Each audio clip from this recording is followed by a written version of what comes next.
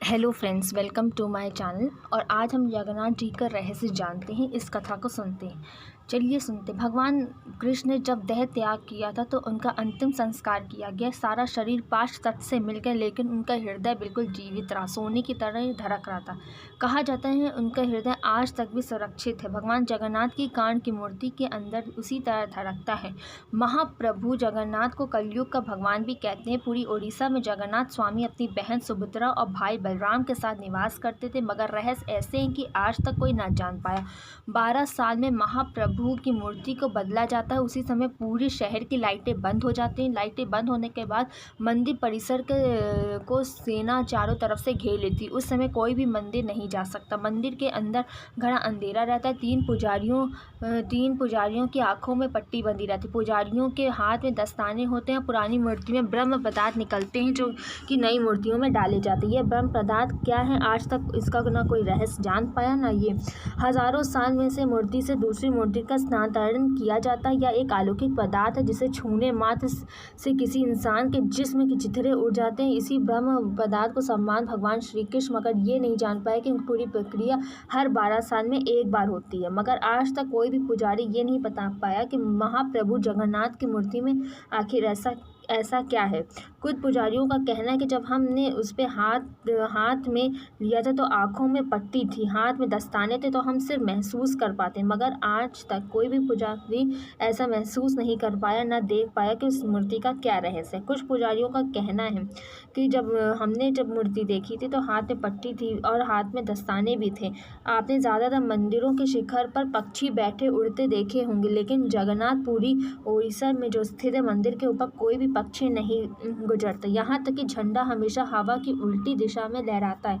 दिन में किसी भी समय भगवान जगन्नाथ मंदिर के मुख्य शिखर की ओर जाते हैं। आज भी हर साल जगन्नाथपुरी के ऊपर में सोने के झाड़ू में पुरी के राजा खुद झाड़ू लगाने आते हैं। भगवान जगन्नाथ मंदिर के सिंह द्वार से पहला कदम अंदर रखते हैं। समुद्र की लहरों की आवाज़ अंदर सुनाई देती है। जबकि आश्चर्य में डाल देने वाली बात यह है कि जैसे हम मंदिर में एक कदम बाहर रखेंगे, वैसे ही समुद्र की आवाज़ सुनाई परछाई नहीं बनती। भगवान जगन्नाथ मंदिर का 45वां पर स्थित झंडा को रोज जाता है। ऐसे मानता है कि अगर एक दिन भी झंडा नहीं बदला गया तो मंदिर 18 साल के लिए बंद हो जाता। भगवान जगन्नाथ मंदिर के 45 मंजिल शिखर पर स्थित झंडा रोज लहराता है और झंडा 18 साल तक भी बंद हो जाता।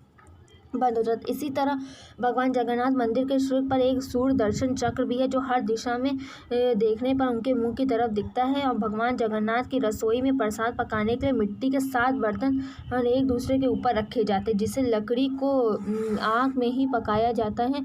इस दौरान में सबसे ऊपर रखे बर्तन का पकवान पहले ही पकता है। भगवान जगन्नाथ हर दिन इसे बनाने वाले प्रसाद भक्तों में बांटते हैं, कम नहीं पड़ता। लेकिन हैरान वाली बात यह है कि मंदिर के जैसे ही कपाट बंद हो जाते, वह प्रसाद भी खत्म हो जाता। भगवान विष्णु ने राज इंद्रधनुष में वरदान को मांगने के लिए कहा। इस पर ध्यान भक्त इंद्रद्युम्न ने कहा कि यदि आपका वास्तव में मुझे प्रसन्न है तो मुझे यह वरदान, मैं निर्गुण हूँ, ताकि कोई शरीर का यह दावा ना कर सके। आपके मंदिर को आपके पूर्वजों द्वारा दी गई। यदि भविष्य में आपका मंदिर या क्षेत्र को नष्ट हो जाएगा तो मैं यहाँ पे रह सकूंगा, यह स्थान नहीं छोड़ूंगा। राजा की प्रार्थना के अनुसार भगवान विष्णु ने उन्हें वरदान दी, लेकिन रानी गुच्छा निगुण से सहन नहीं कर सकती, क्योंकि कोई भी महिला निराकार नहीं रहना चाहिए।